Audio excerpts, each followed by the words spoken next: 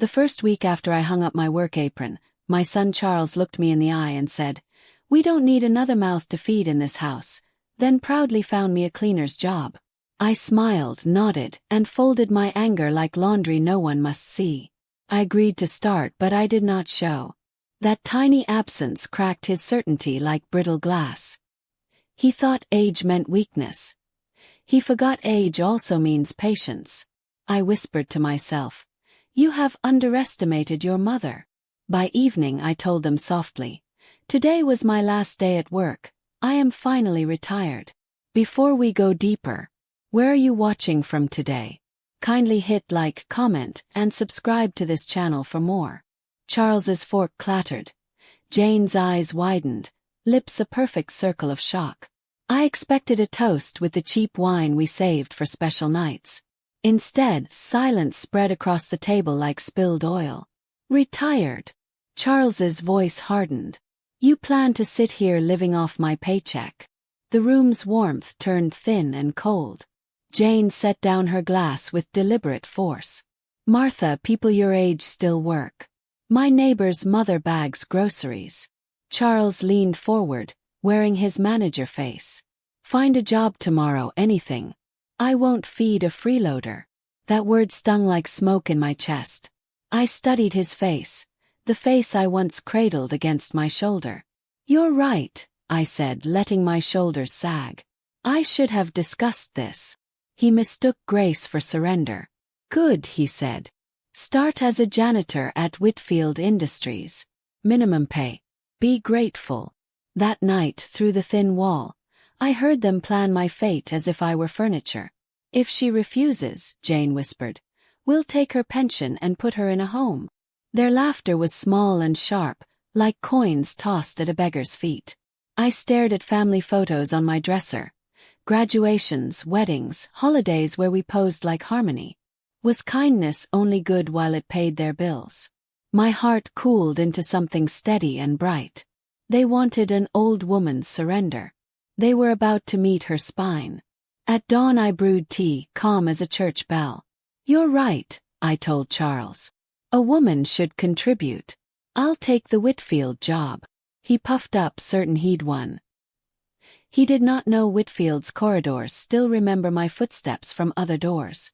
He did not know my handshake once helped build what pays him now.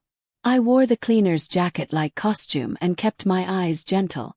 Then I stayed home, quiet as a trap before it snaps. When his furious call arrived, I simply said, "Tomorrow, son. Tomorrow." Charles raged on the phone. "You embarrassed me in front of my boss. Leonard was waiting for you." I whispered into the receiver. "Oh, forgive me, child. This old brain sometimes forgets." His voice cracked like glass. "Don't play games with me, mother.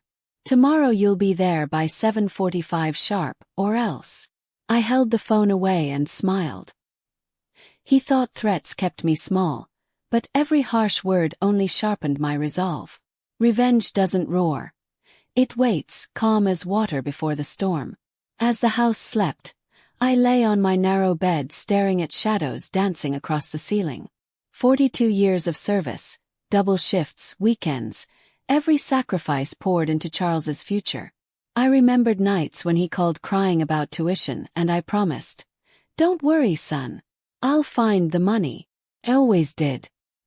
His wedding day flashed before me. Jane glowing in white, Charles smiling like dawn, never knowing I had covered the costs silently. They thought I was poor. They mistook humility for weakness. But they had no idea who I was. Truth is, I had invested wisely long ago. When Leonard dreamed of starting Whitfield Industries, I risked $500,000, disguised as a loan. Together we built an empire that employed thousands. Charles now strutted through those halls, never realizing his paychecks sprouted from his mother's hidden seed. Let them laugh, let them sneer. Their ignorance was my shield. They believed I lived on scraps, while my shares grew quietly in the shadows. Tomorrow, I told myself, I'll show them what patience and silence truly yield. Morning came golden and sharp. I walked into the kitchen with steady steps. Jane buttered toast, Charles drank coffee. I said, I've thought about your words. You're right. I should contribute. Jane blinked in disbelief. You'll take the job. Yes, I replied. Honest work is honest work. Charles's chest swelled with pride, certain he had broken me. He never suspected the truth, that Whitfield's glass doors would soon reveal his blindness. Sometimes a mother must bow her head, only to strike when the mask finally falls. Charles called Leonard, puffing with satisfaction. I've solved the problem, sir. My mother will start as janitor Monday. I pictured Leonard's face, confusion hidden behind polite words, wondering why his partner's son begged for such nonsense. Played along, nodding gratefully. Thank you, Charles. This gives me purpose. Jane even patted my hand like a schoolteacher consoling a child. I smiled inwardly. They thought they were winning. But every small humiliation was fuel. Each insult sharpened my blade. Monday morning would not belong to them, it would belong to me. Monday arrived. Charles pressed the uniform into my hands like a badge of shame. Be grateful, mother, he said. At 7:30, while he fussed about his schedule, I sipped tea by the window, watching neighbors head to work. The cleaning supplies still sat untouched by the door. When my phone rang at 8:15, Charles was frantic. Mother, where are you? Leonard is furious. I whispered sweetly. Oh dear, I must have forgotten. His silence burned with rage. I placed the phone down gently, smiling. The trap had begun to close. That evening, Charles stormed through the door, face red, veins throbbing at his temples. Do you know how humiliated I was today? Leonard asked why I was so desperate to hire an old janitor. My own mother. I folded laundry calmly, as if his rage were wind against stone. I'm sorry, son. Age makes one forgetful. His hands trembled. You will not fail again. Tomorrow I'm driving you myself. His arrogance blinded him. He thought he was the shepherd, never knowing the lamb already owned the field. That night, as they slept, I returned to my desk. 2 folders waited patiently. Months earlier I had discovered Jane's careless secret. Documents left scattered on our kitchen table. Figures in her firm's expense reports danced before my eyes. Numbers inflated, invoices duplicated, fake vendors created. I had quietly photographed every page. Later, a trusted old colleague confirmed my suspicions. Jane was embezzling thousands. I held her future in my hands. With steady fingers, I prepared the anonymous email that would tear the mask off her polished face. Dear Mr. Harrison, I typed. Your employee Jane has been inflating costs and pocketing funds. Attached is evidence. Falsified invoices, altered receipts, and true vendor statements. I attached every proof, ensuring it was airtight. Before clicking send, I remembered their laughter through the wall, planning my exile to a nursing home. That thought hardened my heart. My finger pressed the button. The message vanished into cyberspace like an arrow loosed at midnight. By morning, Jane's comfortable world would begin to unravel.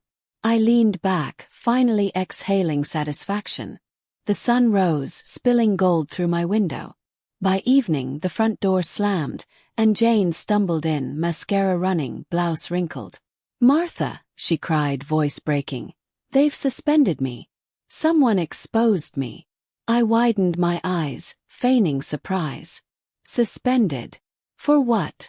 They think I stole company money. They showed me documents, every detail. She collapsed into a chair, sobbing. I leaned forward, stroking her hand gently. What terrible luck, my dear. Who could have done such a cruel thing? Inside I smiled. Cruel. Well, justice finally delivered. Moments later, Charles's footsteps thundered inside. He dropped his briefcase, eyes wild. What happened to her? He barked. What did you do, mother? It's not her, Jane sniffled. Someone sent evidence to my boss. They're bringing auditors. His face drained of color. He turned on me, fury blazing. First you humiliate me at work. Now my wife is under attack. Enough. Tomorrow I'll take you myself to Whitfield. You'll work without tricks or excuses. I nodded, calm as a river stone. Tomorrow will be different, son. Very different. Morning came heavy with tension. Charles drove in silence, jaw clenched, knuckles white on the steering wheel. No tricks today, he growled. You'll show respect, work hard, make me look good. I gazed out the window, watching familiar streets pass. I understand completely, I said softly. But remember, son, sometimes things are not as they seem. He shot me a glance, unsettled by my calm tone. What does that mean? I only smiled, leaving silence as my answer. Truth would reveal itself soon enough, within Whitfield's glass walls. The Whitfield building rose before us, tall and gleaming. Charles puffed out his chest, pride mixing with nerves. 3,000 employees, multi-million-dollar operations. This is success, mother. This is real work. I followed him through the lobby, wearing my janitor's uniform like a costume in a play. He shoved a mop into my hands. Look grateful, he hissed. I nodded, bowing my head. Around us, staff hurried about their day. They didn't see an old woman. They saw a cleaner. Only Leonard would know what truth lay beneath. And then he appeared.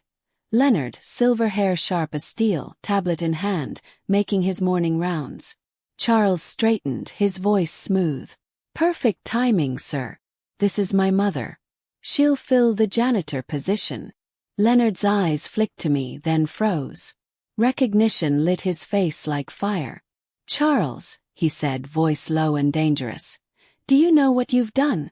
You brought Martha, one of the largest shareholders of this company, here with a mop. The hallway stilled. Charles's mouth opened and closed like a fish gasping for air. Leonard's fury burned hotter. Without her, there would be no Whitfield Industries. Without her investment, none of this would exist. And you stand here proud.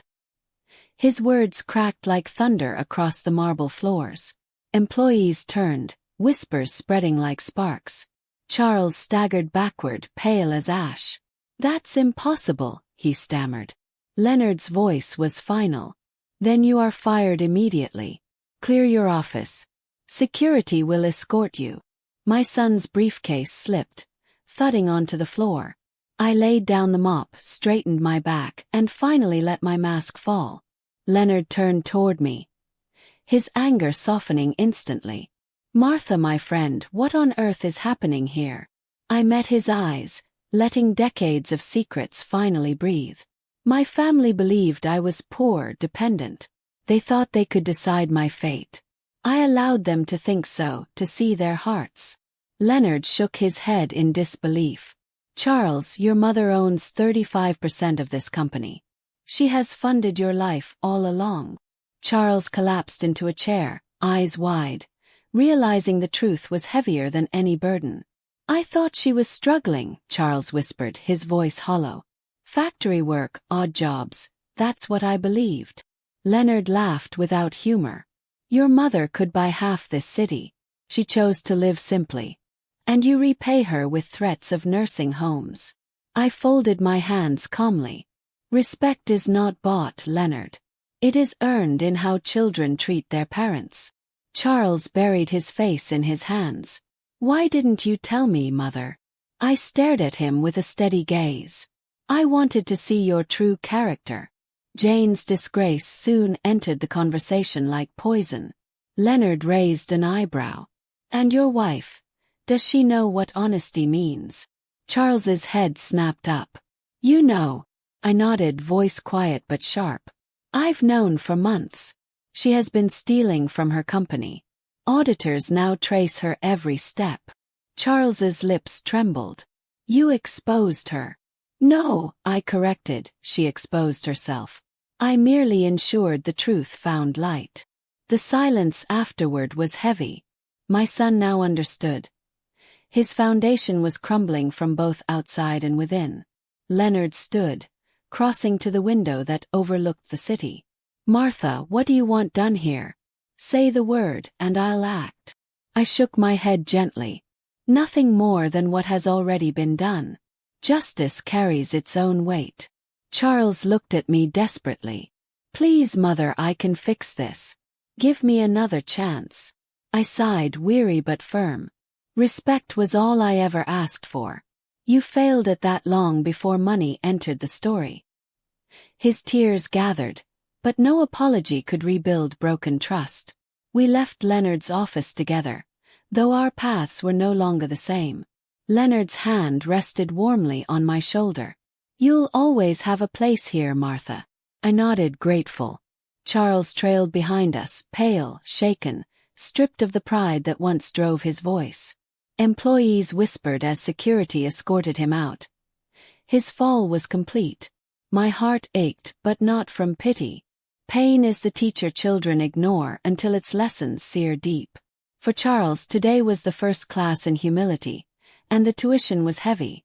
That evening, silence weighed down the house like a storm cloud. Jane sat at the table, her eyes red and swollen. Charles paced the living room, muttering to himself. Finally he turned to me, voice trembling. Why, Mother? Why reveal everything now? I lifted my cup of tea and sipped slowly. Because you both thought you could break me. You mistook quiet strength for weakness. You laughed at my future. But you forgot one thing. A parent never stops teaching, even when the lesson is bitter. Their silence answered enough. Jane's anger broke first. You ruined me, she cried, clutching her chest. My career is gone, my name destroyed. How could you do this? I met her glare with steady calm. You ruined yourself with greed. I only held up the mirror. She shook her head, sobbing. Charles wrapped his arm around her shoulders, whispering, We'll recover somehow. But even as he said it, his voice lacked conviction. He finally realized the truth, that the wealth he relied on was never his. It was mine, and I had reclaimed it. Days passed, heavy with tension. Charles tried pleading, Jane tried blaming, but I remained steady. The neighbors noticed his absence from work, whispers spreading quickly. Shame became their constant companion. One night, Charles approached my door, his face pale under the dim light. Mother, I don't know what to do, he whispered. Everything is gone. I looked at him, seeing not a man but a frightened boy. Start again, I said gently. Earn your place without leaning on me. That is the only path left open for you now. The house felt different. Their laughter was gone, replaced by whispers and silence. My heart was not free of sorrow. I am a mother after all, but it was also free of chains. I thought of the years I'd carried them, the sacrifices I made unseen. It wasn't revenge I had sought, but balance. Respect must flow both ways or love rots. Charles and Jane now faced the fruit of their own seeds. And I, at last, breathed like a woman who had reclaimed both her dignity and her peace. One evening, Leonard invited me to his home. Over dinner he raised a glass. To Martha, the quiet force behind Whitfield's success. I smiled, humbled but strong. He asked if I'd finally rest, truly retire this time. He nodded. Yes, Leonard. I've carried burdens long enough.